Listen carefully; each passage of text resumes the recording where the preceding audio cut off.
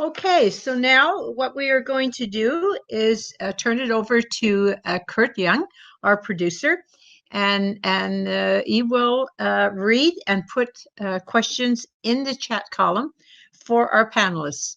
So the first question comes from Rosemary. She asks, do reforms equal transitional demands as Trotsky saw them? Ellen Ramsey asks, is the concept of the contradiction between the forces and relations of production by Marx still relevant? Barry Weisletter asks, while socialists argue for state intervention to begin to meet human needs rather than rely on the non-free market, isn't there a profound difference between intervention by a bourgeois state, often a authoritarian state like Russia, China, and Turkey, on the one hand, and the worker state that organizes economic output for workers' self-emancipation to improve the quality of life? And Robert McDermott asks, could you name some of the main Marxist economists? I would think of David Harvey, who is really popular monthly reviews under consumptionism. As a follow-up, could you explain overproduction versus underconsumptionism? And the first speaker is on the panelists is Lisa. Well, I'm gonna leave some of the more theoretical type questions to maybe some of the other speakers, but I will just say a few comments on transitional demands, because I think that's an important question. Like, why do we use transitional demands? And I think the purpose of transitional demands is really to be in touch with like the working class and working people, and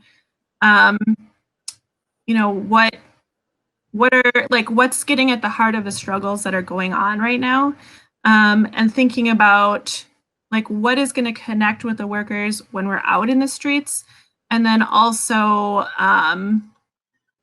how can we push those movements forward also. So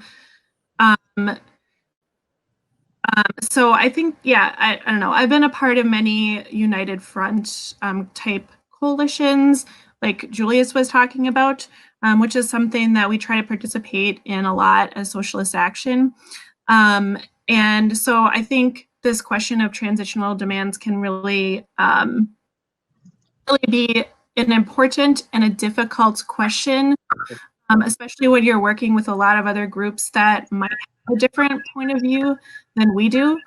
It can be very important to really think through, like, how are we connecting to the working class, and how are we pushing this movement forward, and make, you know, radicalizing people. How are our demands going to kind of raise that consciousness, cause people to think, and you know, we really need to be out there in the streets, even though it's difficult right now with a pandemic.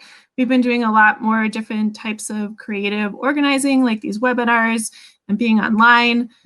So it's about thinking outside of the box and really just trying to be involved in as many movements as we can, so that we really have our finger on the pulse of the movements that are out there and what working people are thinking of and what's important to them today.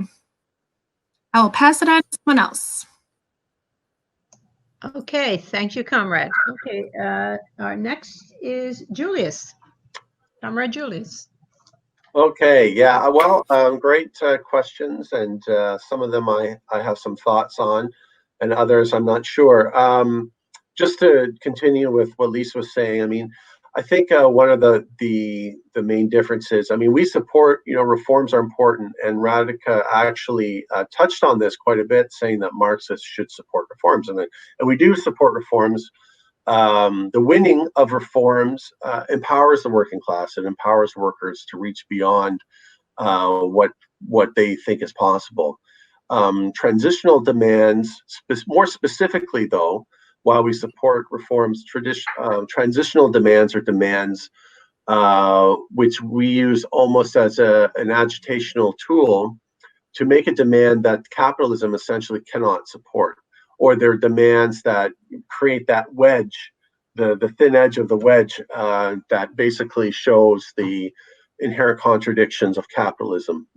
So those are some of the key things that we argue for. And I mean, I think that, for instance, a transitional demand that's very popular right now would be the abolition of the police. So is that going to happen under capitalism? No, it's not going to. It's the police are the guards of wealth, of capital, and without them, the ruling class has no guards. So that's one example. Barry brought up an issue here of socialists argue for state intervention to begin to meet human needs rather than relying on the non-free market. Isn't there a profound difference between intervention by bourgeois states? And then he gave a few examples. I mean, I think it's interesting where you see, if you look at Cuba, for instance, Cuba has been able to deal with COVID remarkably, considering the embargo from the United States. But even, Cuba regularly deals with natural disasters. They're right in the path of hurricanes on a regular basis, and yet they're able to mobilize their population in a way that, frankly, the United States can't do. And I think, it kind of brings me back to the last session when Bryn brought up the discussion of how American and Canadian and some Western economies have responded to COVID with the delay and asking people to wear masks. And his idea that could be because in many third world countries or poor nations where all of these things are produced, it's in some ways it's easier for them to transition over to produce for human needs for something as simple as a mask, as opposed to a state like the United States, which, while it is the most powerful nation on earth, can't do that. It doesn't have the capacity to do that because it's outsourced all of those facilities. And frankly, the capitalist class in the United States is not interested in such a venture. It's the same as here in Canada. I mean, we argued for nationalization or a public ownership of the GM plant in Oshawa, and many people were doing that at the beginning of the pandemic to produce defibrillators and other medical equipment that we may need for the pandemic. And Robert asked to mention some main Marxist economists.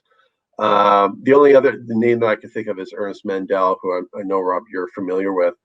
The name David Harvey was mentioned here. While he is popular, I believe that at the height of the Black Lives Matter protests that were happening in the United States, and he actually was quite negative with the idea of pursuing socialist revolution. So a lot of academic Marxists, when it comes down to it, are not actual real proponents of revolution. They just like to talk about it. 30 seconds. I think I'll just stop there. Okay, thank you, comrade. Radhika? To Rosemary's question, I would say the short answer is yes and no. Yes, in the sense that they are stepping stones to revolution, but no, in an important sense. I don't know whether this has to do with what Trotsky really said or how he's interpreted, but I think that it's impossible to know whether a given demand is a transition, it's some sort of a mere reform, or whether it turns out to be revolutionary. Take Lenin's and the Bolsheviks' demands in the context of the Russian Revolution. They asked for peace, bread, and land. I mean, how modest could you get? But they were there. But in reality, they were pursuing, in order to get the adherence of the working class, you needed to offer them some concrete improvements in their situation. So whether a reform is revolutionary or not depends on the situation. If the ruling class cannot deliver, it becomes revolutionary. Or rather, if the ruling class cannot deliver and the working class is willing to take matters in its own hands and achieve it, then it becomes revolutionary. So that's my answer. concept of contradiction, which, yes, I do think it's still relevant. Interestingly enough, I think that, for example, off the top of my head, I can say that, quite frankly, we are living in a time where the potential of information and communications technology would be much better realized if we had socially owned, publicly owned platforms rather than Facebook and Google and Amazon and what have you. I think that's one of the big things that is holding back the fuller development of these technologies is their capitalist organization. So, for example, I can tell you that payment systems in China are more developed. That leads me to Barry's question. So while I do agree with Barry that Russia and Turkey are capitalist, I would beg to differ that China is capitalist. That's a small point. The larger point is certainly true. Yes, it is true that when capitalists organize a state intervention, it is radically different, or capitalist states do so, is radically different from when socialist states do so. But, and this is a big but, and I've been writing a lot about this, Marx and Engels pointed out, and Marx in a century or so, living in the age of monopoly capitalism. When you get monopolies, they represent the vices of monopoly without any virtues of having a social organization of production. So in that sense, I would say, and Marx said, and others said, that actually the monopoly stage of capitalism is ripe for a transition to socialism. The difficulty is that the left has not been in a position to organize it, partly because of some of the things I said. So that's my short answer to your question. Perhaps I'm missing a few things, but I must carry on. What other Marxist economists I can think of? Basically, there are a lot of, and David Harvey, by the way, is actually a Marxist geographer. He's not a Marxist economist, and I doubt he understands even much of Marxist economics. Yeah, off the top of my head, I can, those are the ones I could think of immediately. I don't want to tar people with a wrong brush. Oh, and by the way, Mandel, although he was a much more faithful follower of Marx. I will wrap up here. Thank you. Okay, thank you. John? Yes, I'm sorry, I'm going to have to admit I don't have access to the chat, and I was a little bit distracted by something when the questions were being asked, so I didn't actually get a very good breakdown of the actual questions, but I'm going to just jump in and improvise. And I think the key one I too want to focus on is the question of transitional demands, which I think are really take on a particular significance. The question of what precisely constitutes a transitional demand, obviously the idea is that it lends itself to the concept of transition, of social transition. It's a demand that you place before the ruling class or the state that advances the struggle beyond the ability or willingness of the state to meet those demands. And I mean, the way Trotsky puts it in the transitional program is that essentially, if this system is unable to meet such a demand, then let it perish. And that the realizability or unrealizability of the demand will be decided by the balance of forces. And that kind of bold demand, it seems to me, has particular relevance at this time, because we are dealing with such a multifaceted and profound crisis that is imposing so much hardship and so limits the lives of people, that to advance demands that are not based on what you think the government is likely to give this week, but is based actually on actually based on the needs of communities. I mean, I agree in that sense that you can't imagine under capitalism them actually agreeing to abolish the police. But at the same time, nor can Black communities in the United States, racialized communities in many countries, endure the brutality and racism that they face at the hands of the police. So the demand in that sense is thoroughly realistic because it meets the needs of people and speaks to the needs of people in a way that's so important and so profound. So I think the transitional method is something that is really coming to new life in this situation of enormous crisis. And I just finally say, with regards to economists, I think we need to focus on, at the moment, the most important thing is to look at those who are actually doing the analysis of this crisis. And there are two that I've found particularly helpful in that regard. One has been the British Marxist economist Michael Roberts, who's done incredible stuff around the rate of profit in the crisis, and correspondingly Geoffrey McCormack here in Canada, who's done similar work about the nature of the crisis that's unfolding and the state of Canadian capitalism in this period of crisis. Okay, thank you, John. Okay, so we're going to go back to Kurt, our producer, for 4 more questions. All right. So our first question comes from Yvonne Hansen. How can Americans and Canadians work together outside of electoral politics to drive revolutions in our respective countries? The second question comes from Mark Lister. The 1919 Winnipeg general strike occurred during the Spanish flu pandemic. What lesson can we learn from the strike that might be applicable to a general strike now?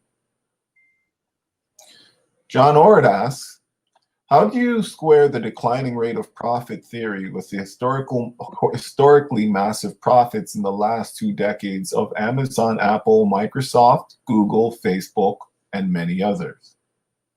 Dustin Brown asks, some tenant organizers have publicly called on OPSEU to prevent mass evictions by refusing to participate in eviction hearings. Has OPSEU responded to this request? Who among OPSEU can help? Okay, thank you, Kurt. You've heard and read the questions, so we will now go to Julius. Thanks. Great questions. I'm going to start with the last one from Dustin.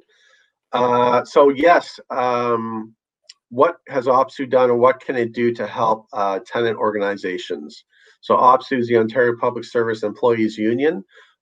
They represent some of the sheriffs who go into some of these situations and basically assist in evicting tenants from their homes.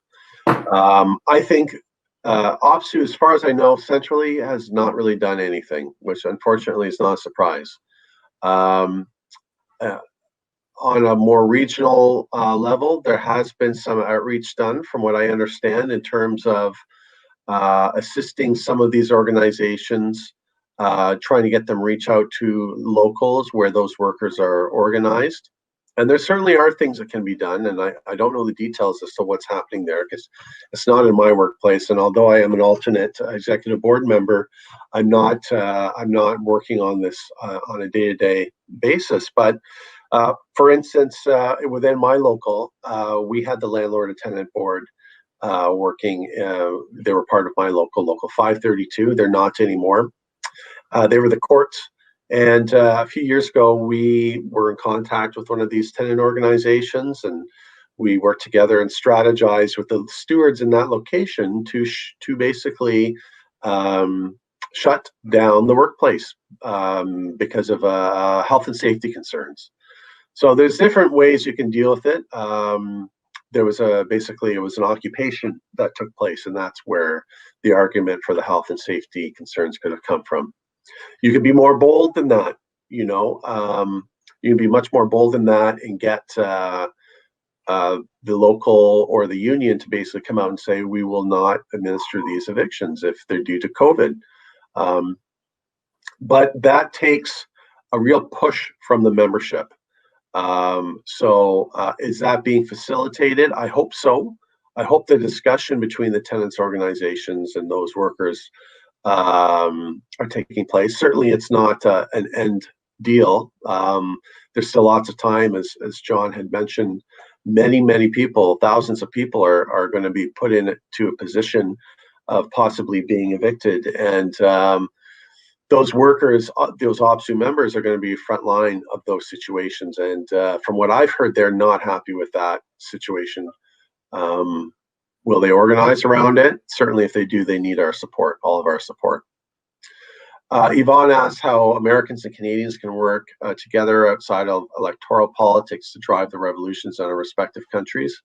I mean, I think there's a lot of crossover and on issues such as Black Lives Matter. Julia still there? Julia seems So to be... maybe we can move on to Radhika, Kurt. Okay. So we get back to Julius. Radhika? Okay, sure. I'll just take a couple of these. And so, I mean, I guess I can simply say that it's trying to square the declining rate of profit with the historically massive profits that are being made by Amazon, Apple, etc. I would say, yes, of course, that while there can be a general declining rate of profit, there can always be some some sectors of capitalist industry that can increase their profits. The point is that the average rate of profit goes down. And what is the best sign that the average rate of profit is going down is that most companies are not investing productively, but rather are sitting on vast hoards of cash on which they are seeking returns, which is driving the financialization, or which is an important aspect of what is driving the financialization of our economies. So that's one thing. Secondly, how can Americans, Canadians, and others work together outside politics to drive revolutions? I would say, obviously, I think that they must organize at the local level, but then also connect those organizations to larger party-like formulations, whether they take part in electoral politics or not, but they have a broader perspective on what will happen. But I think the most important thing is, to me, that they must create relations of solidarity beyond their societies to other movements, and in some cases there will also be governments that are going to be supportive of revolution. We are speaking at this point, this year is the 200th anniversary of the birth of Friedrich Engels, and Friedrich Engels is often underestimated, but he was a very important ally, obviously, a partner of Marx, and he made many contributions of his own. And one of them was to think about how revolutions are going to take place. And one conclusion he came to is that the armed might of the state, already before he passed away, had already become too great for workers to overwhelm the capitalist state on their own. And that clearly implies that at some point, and this is something I'm working on right now, but at some point, what Engels was there for, what the implication is that the struggle becomes international. It becomes a struggle between states where things are further ahead, where society has been more revolutionized, and allying with other movements in states that are less advanced in this respect. Okay, John? So I'm going to focus on, take the lead of focusing on the final question around OPSEU and evictions, because I think it's an incredibly important practical question. And I'd like to give an example actually taken from CUPE, from the municipal union. When I was involved with the union, when I was involved with the Ontario Coalition Against Poverty, we were organising to get access for people on social assistance to a benefit called the special diet. So it was a discretionary benefit that they had to get a medical provider sign up for it, and they were to a huge degree blocked by the bureaucracies. So at one particular social assistance office, the staff there, the workers there, were very supportive of management in preventing people getting access to it. There was a lot of racism, quite frankly, in the way people were treated. There was another office where there was a shop steward who really gave a lead, who got the workers together and said, look, this is a medical decision been taken by a doctor.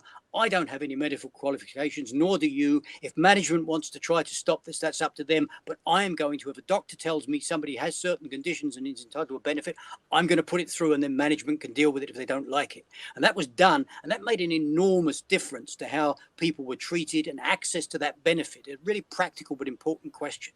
Now we're talking about something where we're asking workers who are part of a government system that is working on eviction to disrupt and to defy. That's a really bold step. There's not going to be too many union leaders pushing for that.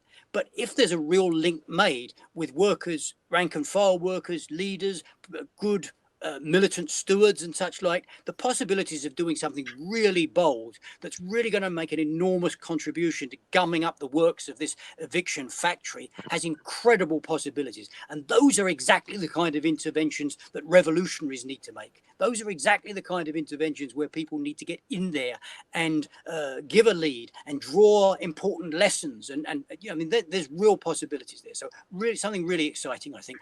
I'm very sorry to also say I'm being warned that my battery is about to run out. So if you lose me, I do apologize, but I'll hold on as long as I can. Okay, thank you, John. Lisa? All right. Well, I'll start briefly with the question about Canadians and Americans working together. Obviously, that's a very important question, and that's why I'm here tonight.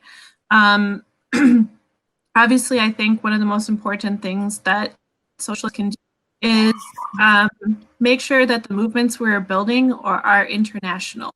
So, even though we have differences in the system and the struggles that we're building in different countries, obviously we have lots and lots of overlap and things in common with the working class in Canada and many, many other countries around the world. So it's just very important to reach out, to talk to each other, to collaborate, to follow what's going on in different countries, and then as much as possible to build movements that are in solidarity. So if there's a movement in Canada, that's very close to us, or same goes for them, building solidarity with movements in the United States, and as much as we can, building those movements together and keeping each other informed. I also wanted to speak to the question around evictions. This is a very, very crucial question for the United States right now. There are currently about 30 to 40 million people, which includes renters and homeowners, who are at risk of losing their housing right now because of COVID. So, right now we have eviction protections in place, but this is, there's a lot of landlords who are doing everything they can to get around those, and they're intimidating people and threatening people. And this is poised to become, I think, just a crucial question and movement. So I think there's a lot that we can draw on from other movements that are happening. Just a few things that are happening here in Minneapolis, where I live. There's a lot of homeless people who live on the streets. Our shelters are maxed out, so it's especially difficult during the winter because there are people living in tents, and there's been a big battle over with the park board, because people have been living in tents in the park, and then they limited the number of people who are able to do that, and so they've been evicting people from parks, but they have nowhere else to go. So there's been a movement around that. That's just, it's just people who live in the neighborhoods or homeless people themselves who are leading these movements. And there's been efforts to get them into hotels that are safe, where they can also be quarantined. There was even for a while a group that took over a hotel and brought people who are homeless in there. And then there's also another important movement here in Minneapolis called Defend Glendale. And Socialist Action, we've worked with them in the past. It's a movement that is fighting the privatization of public housing here in Minneapolis. And they've been fighting that for, I would say, 6 or 7 years, maybe. And it's a movement that's largely led by immigrants, like Somali immigrants or other immigrants, because they use the public housing system, and that's being bought out by private owners. It's been in the process of doing that for a long time. So fighting that. So I think that getting involved in these movements around evictions and housing is something that we need to really watch. Thank you, comrade. Okay, so because Julius had some technical problems, I'm going to go back to him for 2 minutes. Comrade Julius? Sure. I hope that the connection's a little bit better now. Yeah, for the first question about international solidarity, I just want to echo what Lisa said. I think that the way forward with that is through campaign work. There are common issues that relate to both countries. Both Canada and the United States primarily speak English, so we get a lot of information on what's going on in the United States quite easily, and that's translated, for instance, into a lot of Black Lives Matter demonstrations that have taken place in major and smaller cities across Canada, in places that you would not have thought would have such a action, such as Cobourg and some of the smaller cities across country. I wanted to again focus on the issue of housing. I think John makes an excellent point that there's real potential for workers to get involved in this fight. I mean, it needs to be tied into the fact that the people who are being evicted are also our family. There are neighbors, there are friends. It is a workers' issue, and for workers to be asked to be the people at the front line to kick these people out of their own homes is something that we really need to drive home.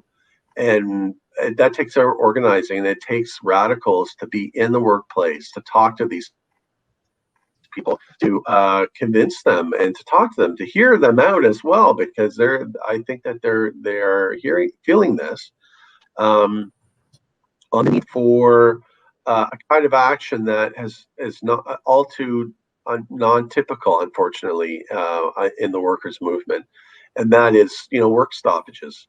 That leads me to 30 seconds. Okay, the Winnipeg general strike. I would say the biggest lesson from that is the need for mass action. Labor needs to move again. There's no movement in labor, and there hasn't been for decades. We need that, and and significant actions such as something around tenants' rights would go a long way at empowering workers in the labor movement, I think. Okay, thank you, Julius. All right, we're going to go back for our last set of questions. Okay, so our first question comes from Asan Razvi. He asks, so how exactly do we go from ideas to results, change outcomes? How do we connect disparate voices on the left to create momentum for change? John, or doesn't the declining rate of profit apply over time? These are relatively new businesses. Surely they will experience a decline in the rate of profit also. So it's a response to John Orr's question, but I believe it should also be a question posed to our panelists. Barry Wiseletter asks, how can the United Front tactic transform a revolutionary minority into a revolutionary majority, one capable of leading the working class to transform society? And Dustin Brown asks, how can revolutionary socialists work against marginal Marxism in their organizing efforts, especially in the early formation of new organizations? Okay, John. Just to stress around the rate of profit again, the decisive question in terms of the development of this crisis is indeed the average rate of profit. And so you can actually, and this work has been done, it's not a matter of conjecture, you can actually look at how profit within the capitalist system has gone, how the rates of profit have gone. You see the post-war years, the golden age of Keynesianism and all the rest of it with very high levels. Then you see a decline. Then you see a vicious attempt to restore the rate of profit precisely through a neoliberal agenda to intensify exploitation. And what's striking about that initiative is it took some time to work to the extent that it did. It took several years before it kicked in, but then rates of profit start to come up based on the reorganizing of the global workforce, the global supply chain, based on intensified exploitation, a whole series of things. But that period of expansion comes to an end with the Great Recession, and there has been this stagnant situation where investment is chronically low because rates of profit are chronically low at this point, and they are at this point tasked with trying to restore rates of profit. And that's why some of the implications of the period ahead are so brutal.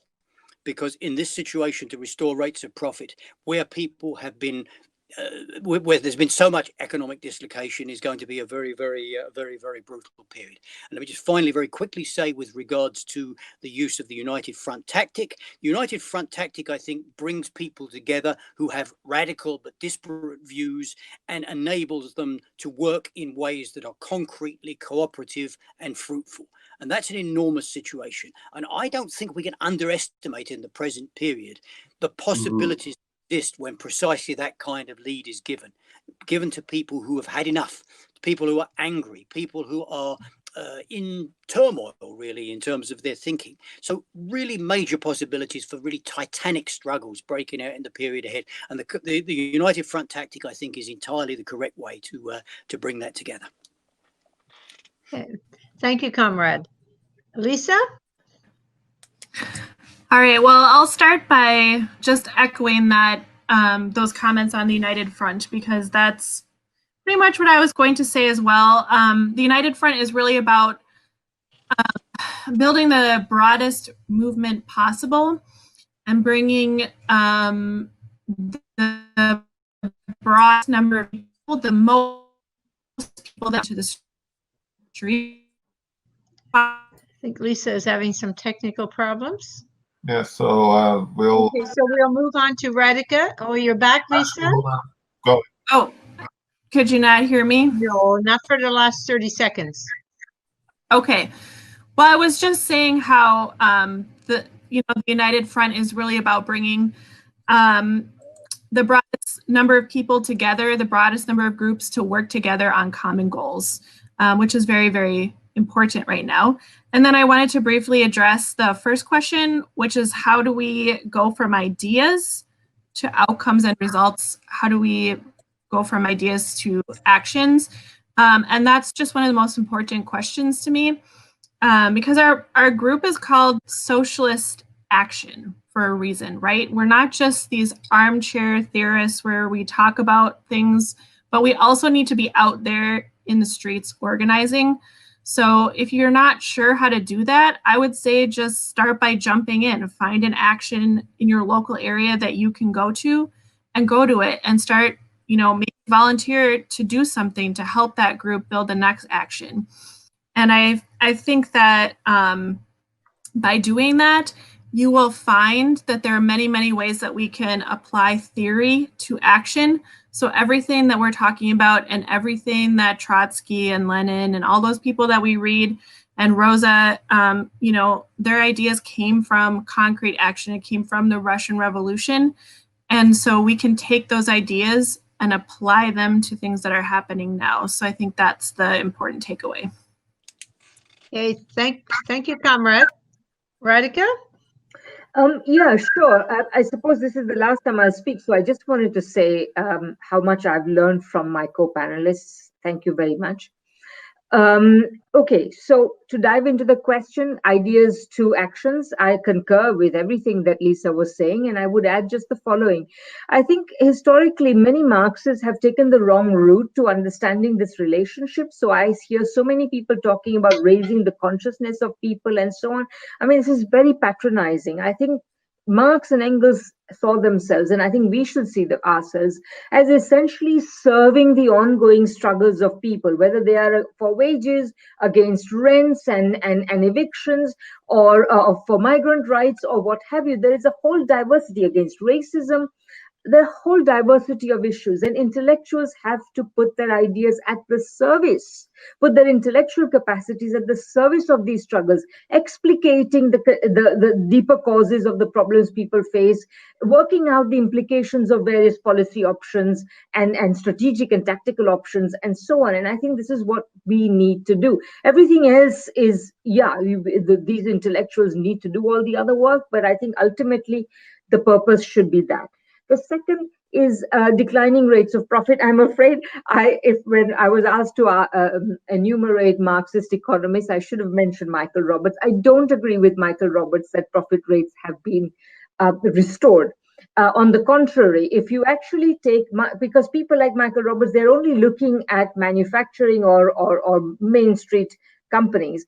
But in order to look at how much accumulated profit is looking for a return, you have to add to that financial companies. And if you add both of them, you will see that there is an enormous amount of money chasing the thinnest possible returns. And this is why the Federal Reserve and central banks generally have been pouring liquidity. Central banks of capitalist countries have been pouring liquidity into the market so that they can aid the leverage speculation of these companies so that they can make a profit. So this is what it's about. And I think there is a long-term falling rate of profit, and you can show that. My partner, Alan Freeman, has written a very, very important article on this, which shows the declining rate of profit, provided you factor in the financial companies.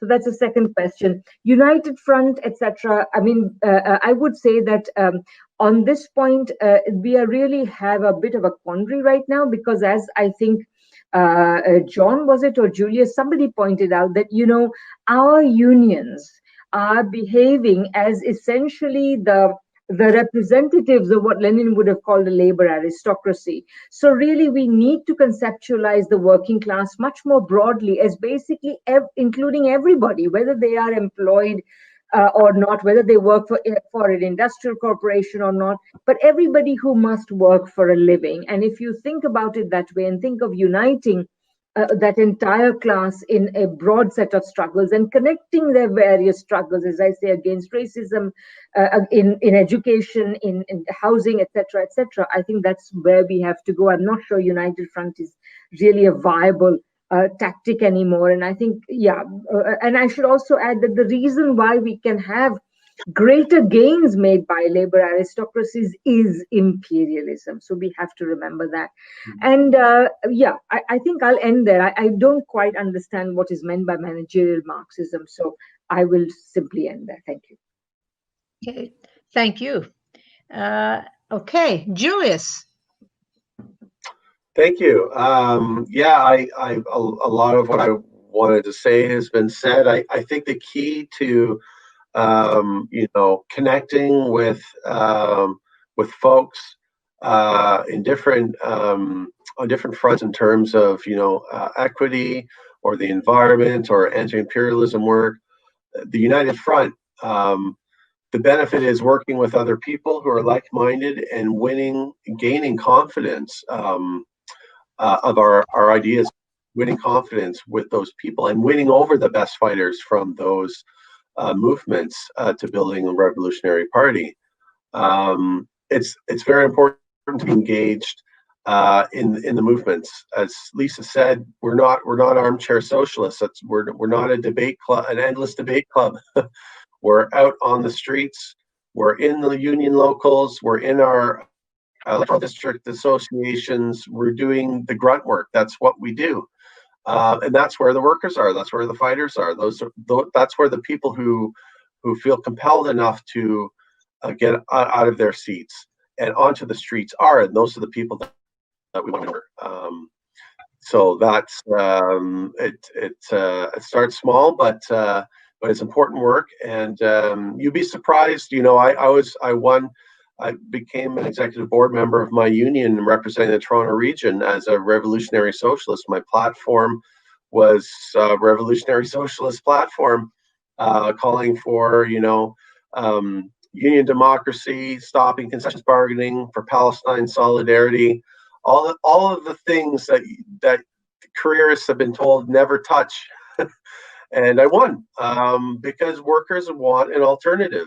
Our candidates did so well at the convention based on our ideas and the work that we've done. So you gain confidence by working within the workers' movements and presenting our ideas there. And the more of us that there are in the workers' movements, the better. The more workers are going to hear our ideas. I'm not sure about the term managerial Marxism. I'm not sure what that refers to either, unfortunately. I know that there are a lot, what I would call sort of academic Marxist folks who are kind of anti-Leninist, people who are not, they don't identify with building the need to build a revolutionary party. It's spontaneous Marxist. I think the way to deal with folks like that is for us to do what we need to do in building a revolutionary party and not hold back within the workers' movement, which a lot of these folks do, and they tell people to hold back, and we're not about that. Okay, thank you, Julius. Okay, so we're nearing the end of our educational conference. And for now, I'm going to go back to Kurt, and we're going to once again hear the wonderful voice of Y.C. Lee as he performs the International. Arriba los pobres del mundo, de pie los esclavos sin pan, y gritemos todos unidos, viva la Internacional. Removamos todas las trabas que nos impiden nuestro bien. Cambiemos el mundo de base, hundiendo al imperio burgués. Agrupémonos todos en la lucha final. Y se alcen los pueblos por la Internacional. Agrupémonos todos en la lucha final. Y se alcen los pueblos, comprador es la Internacional.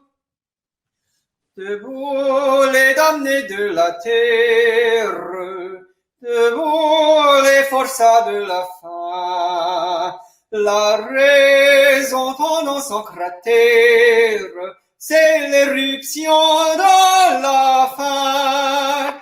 Du passé faisant table rase, vous les slaves debout, debout. Le monde va changer de base, nous ne sommes rien soyons.